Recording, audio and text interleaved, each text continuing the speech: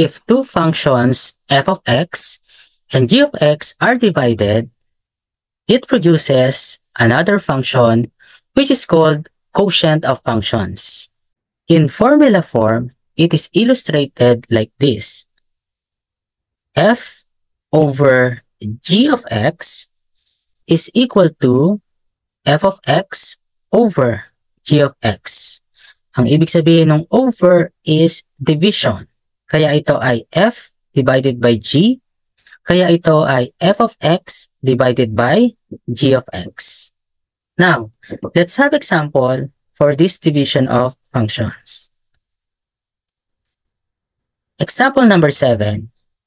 Let the first function f of x is equal to 1 over x minus 4 and the second function g of x is equal to 1 over x squared plus 2. Solve for f over g of x. Remember the formula of f over g of x, that is f of x divided by g of x. Ang ating f of x is 1 over x minus 4. At ang ating g of x naman is 1 over x squared plus 2. Since ang result natin is division ng dalawang fraction, i-apply natin yung rule kung paano mag-divide ng dalawang fraction. Ang process natin is yung numerator ay i-multiply natin sa reciprocal ng denominator, which is x squared plus 2 over 1. Then mag-proceed tayo sa multiplication of fractions, numerator times numerator, denominator times denominator. Kaya, ang final answer natin is x squared plus 2 all over x minus 4 sa ating f over g of x. Example number 8. Let the first function f of x is equal to 2x and the second function g of x is equal to the square root of x plus 1. Solve for f over g of x. Remember the formula for f over g of x, that is f of x divided by g of x.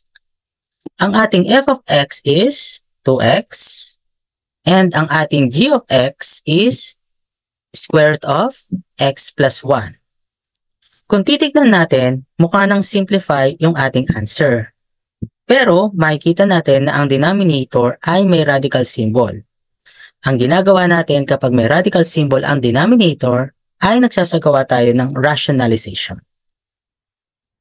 Ang gagawin natin is kopyahin natin yung original function, then i-multiply natin siya sa numerator at denominator na parehas square root of x plus 1.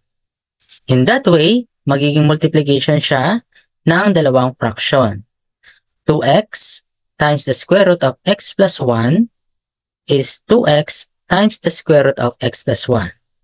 Yung denominator natin, square root of x plus 1 times the square root of x plus 1 is square root of x plus 1 na nakasquare. Ang target natin dito ay ma-eliminate yung radical symbol ng denominator. Ang numerator natin is simplified na, ang denominator natin ay pwede pang masimplify. Kapag ang square root natin ay nakasquared, makakancel na lang yung exponent pati yung radical symbol. Ang matitira na lang is x plus 1. Kaya, ang final answer natin is 2x times the square root of x plus 1 all over x plus 1 para sa ating f over g of x.